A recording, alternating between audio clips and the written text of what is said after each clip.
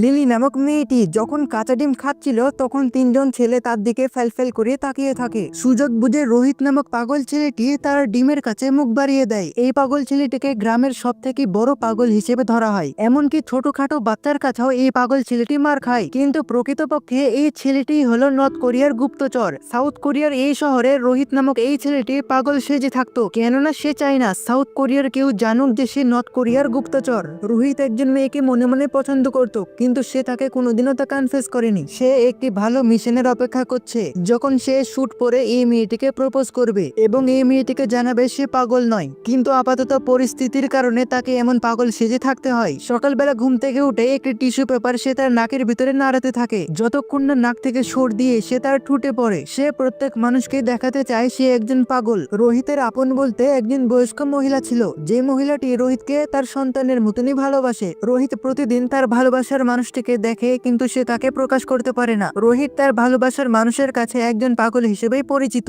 এই মেয়েটির ছোট ভাই রোহিতকে মারে এবং বলে, তুই আমার বোনের কাছ থেকে দূরে থাকবি। রোহিতের জীবনে এখন শুধু একটি লক্ষ্য, কখন তার কাছে সেই মিশনটি আসবে যার জন্য সে এতদিন পাগলের অভিনয় করছে।